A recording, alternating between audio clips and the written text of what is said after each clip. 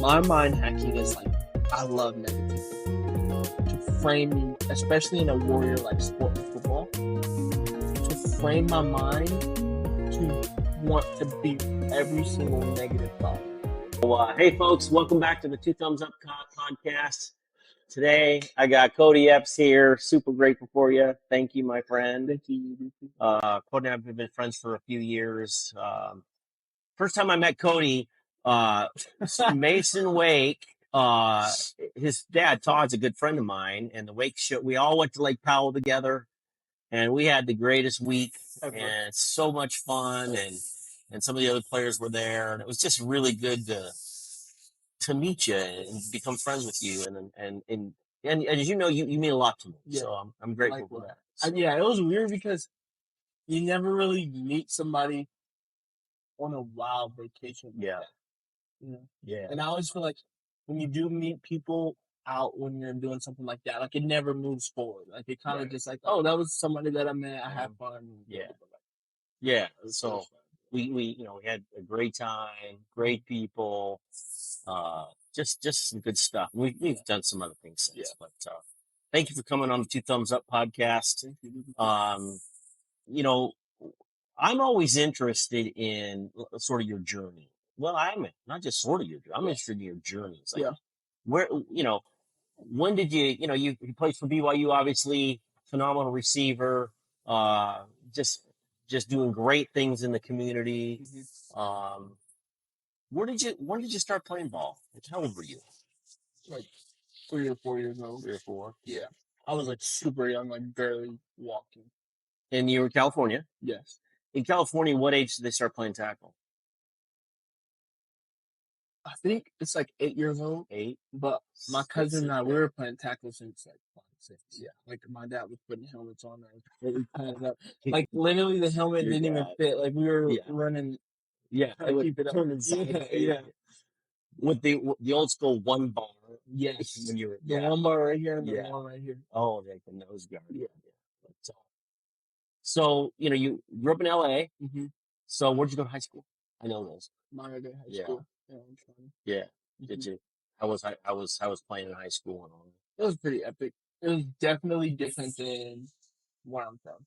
Yeah. I'm from inner city Los Angeles, and then I was going to school in like rich Orange County. Yeah, it was a whole different world. Yeah. Interesting though. You go from one neck of the woods to the other neck of the woods, and it's a completely different experience. Yes. And and you ended up BYU. Mm-hmm. Even a totally different transition. Another transition, right? Mm-hmm. How did that all manifest? What was it's like? That's the what made you say, "Hey, that's the place I'm going"? I answer that question to a lot of people, and 10 years from now, people that listen to the podcast I talk on there, just the stories they hear about me, they're always like, he told me something different. I think like as I always reflect on how I got to BYU, it always kind of changes a little bit on why I made the decision to come here. Yeah. But I think the biggest reason I came here is just because that I know that football would be a great opportunity for me to be here with the fan base of BYU and just Utah in general.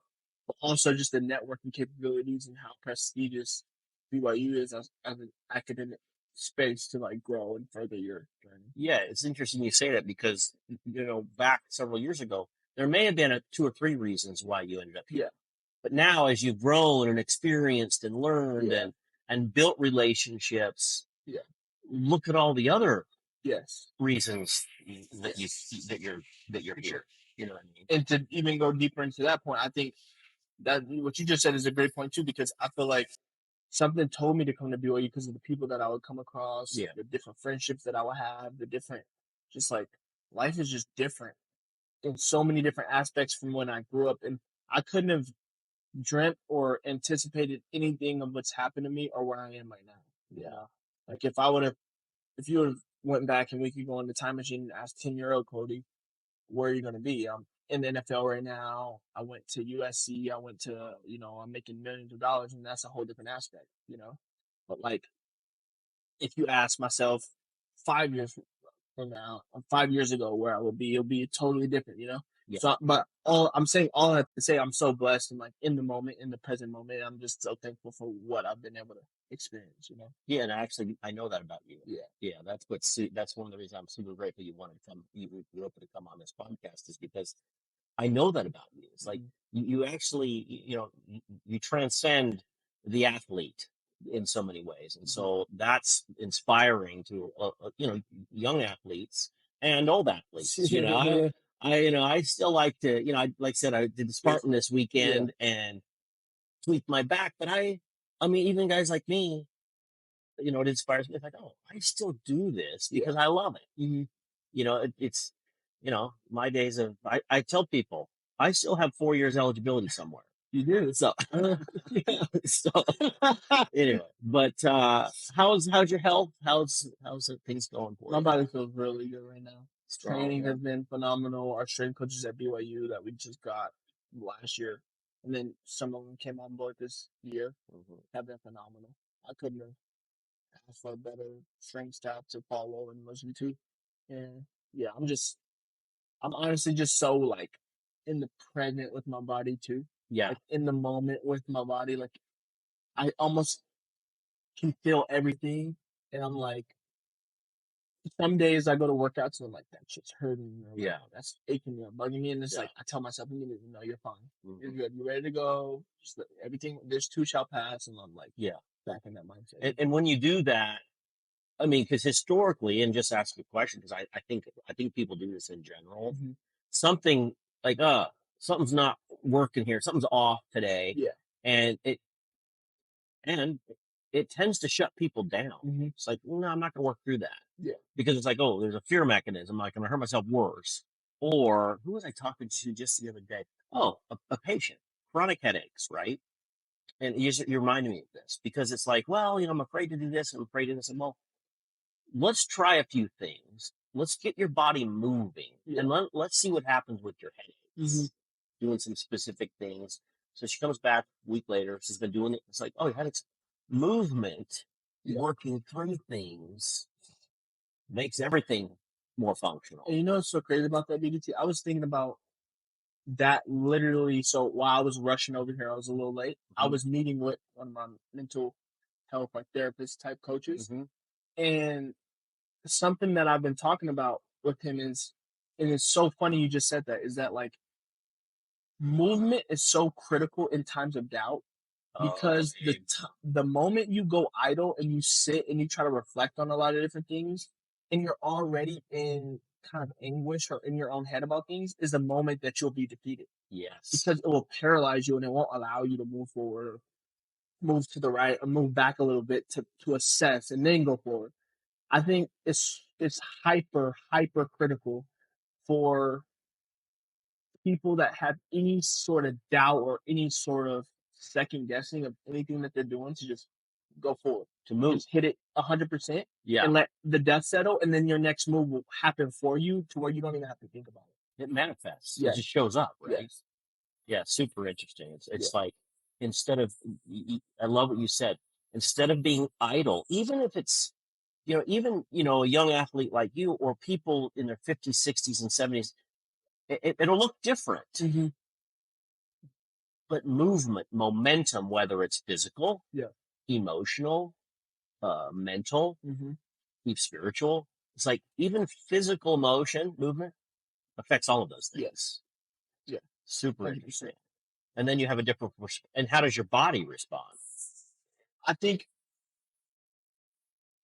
it responds the way that it was engineered to, number one, because our bodies are smarter than we are. Our bodies have billions of cells in them. So that everything's going to figure itself out, whether you like it or not, number one. But number two, I think it's essentially like jumping off of a cliff. If you go do it and you say, the hell with fear, the hell with doubt, the hell with all that stuff, and I jump off, your body's going to naturally figure a way out to make it work. So when you jump off the cliff, your body's going to figure a way, oh, water's coming. How am I going to, it's going to do it without even you having to think about it. So I feel that just taking that next step and just being able to just go, always, you're going to figure it out because your subconscious mind is working at a rapid rate that you can't even figure out, and then your body's also working at a speed that you the beautiful mechanisms of innate intelligence, autonomic nervous system, of all of those things kick into gear. Yes, that you're right. The engineering of the system is, divine. Yes. It's amazing. Yeah. And I love that you're learning it, because you've overcome some injuries. For sure, yes. And as you gain this mindset, look at the result. Look at the difference. Yeah. And because of the mind, do you share this perspective with some of your teammates? Definitely. So I just had funny thing. I just had one of my ex teammates. He transferred to another school. He just texted me last night, like, "How do you get over doubt, and how do you like?" Let me look at the text just so I'm wording it correctly. He just texted me last night at 7:34. I'm just getting off the golf course. Yo, fam, what's your mentality like when it comes to practicing games? And dealing with injuries and we all have trauma and we all have doubt within ourselves. It's a part of it's a part of man, essentially. You're not, whatever faith you have, we are not the ultimate top tier of that yet. We're all striving to accomplish that. I think that having the ability to channel all the things that you've been through, like injury, channel all of the experience that you learned through working through injury, using voices that mean a lot to you, to be able to channel all of that energy into your progression is so vital, so that when you do have the opportunity to go through something again, you can be like, oh, bingo. I've already been through that a million times. I've already been through that experience. It's going to be a little bit different now because everything's relative, but I can use my notes that I have from what I've already been. You gain wisdom. Yes. Well, we always talk about wisdom. Yes. Yeah. Yes. So you gain wisdom, and you utilize that wisdom, and look what that wisdom, you're already experiencing some of it, and I know, because I know this about you, in your entrepreneur efforts. So it's like all of these things, and I'm 100% agreeing with you, because I can look at my life, all these episodes. Yeah. It's almost like I'm using all of those things, and it's always game time. It's right. Yes. Yes, we talk about Saturdays and Yes. Friday nights in high school. We talk about, Sundays soon, right? It's like, wait, it's always game time. With myself, meaning I'm not playing a game with myself. I'm committed. Yes. And to the text, that asks, how do you prepare mentally, essentially mentally, emotionally, physically for games and practices? Well, it's how you live your life. Yeah. Is that what you're saying? Yes. Yeah. So it becomes, so I think, so I talked to my friend about this when we were golfing the other day, is mind hacking. And mind hacking is all about speaking to yourself. And when you line up to hit a golf ball, I'm going to strike this golf ball. I'm going to hit it 300 yards down the fairway. Or I'm going to chip this within 5 feet of the cup, and I'm going to do that now. What I said specifically to that text is, see, I work a little bit different. My mind hacking is like, I love negativity. To frame me, especially in a warrior like sport with football, to frame my mind to want to beat every single negative thought. So I've tried it multiple times of, you're going to catch this pass, you're going to do well, you're going to. The positive side. Yeah, no. It doesn't work for me.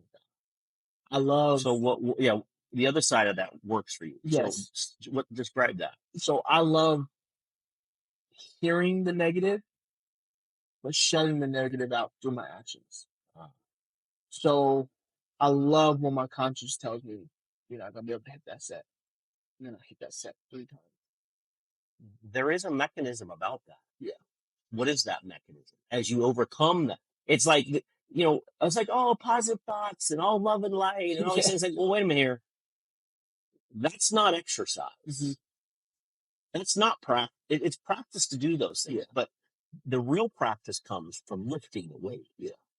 that negative thing, like, oh, you can't, well, I can do this. And I'm going to do it. And when I do it, I get an extreme adrenaline rush. Yeah. And it's all within myself.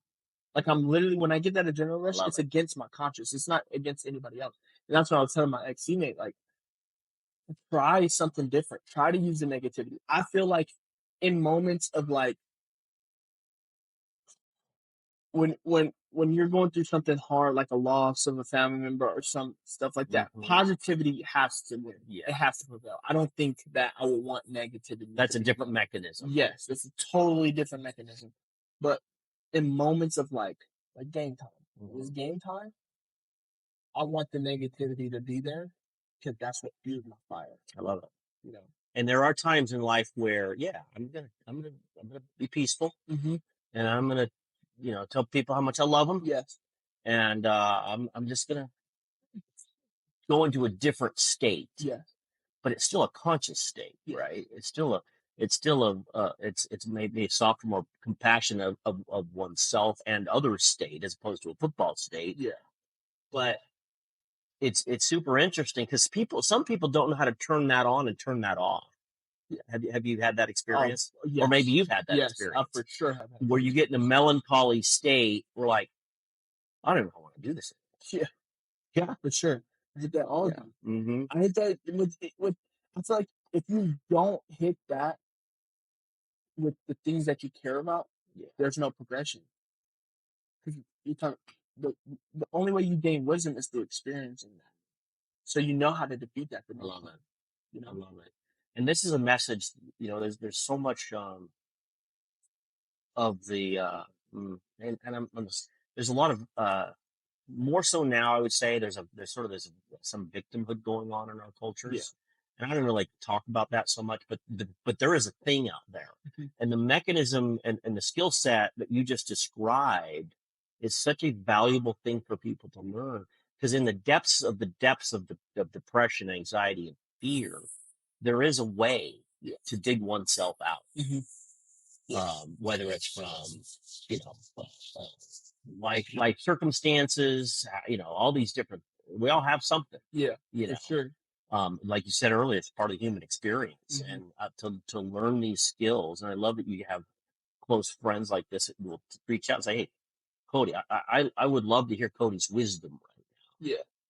Yeah, for sure. And it sounds like that means a lot to me too. Oh yeah, because in those instances too, it allows me to really be able to articulate first what I have to do in those moments to be able to say something instead of just saying, "Here, do this, try this." No, I have to really dive into my mindset. That's what I did. I took a moment and just like meditated on the thought. Yeah. Before I replied, just to like, okay, what do I do best when I'm trying to get in my zone? Yeah. So that I can actually say something from the heart. Because really was this player, this friend of yours, was he really looking for advice or was he looking for inspiration? I think probably a little bit more inspiration. Yeah. Because advice but you can have asked anybody. Yeah. And I love actually that you went inside for that, because you can just shoot back a text and say, "Hey, this is what I do. This is 1, 2, 3, 4, 5, 6," or you could take a moment and you could be with it and say, "No, this is what I know." Now that's inspiring. Yeah, I love that. Yeah, no, I appreciated that moment so much. Yeah, and then it changes the. Did it? I mean, you love them, but what did it do to the relationship? For sure, made it. Yeah, and I haven't talked to him in a while. Stronger. That was a me and him haven't talked in a minute. Yeah. So super beautiful to me, because it's like, wait a minute, if we would just slow down. Yeah. Someone's reaching out. If we slow down and they're asking me a true question, authentic question, and you did it completely consciously and amazingly, and I love that. Yeah. I feel like that wisdom literally can transform relationships, how one views themselves. So yeah, thank you for that, man. That's beautiful. So getting excited. I mean, we're getting close. Mm-hmm. What are we? July 23rd. We start camp in a week and a half. First game is August 31st. And you know this, as a football fan, there's a feeling. It's kind of like Christmas.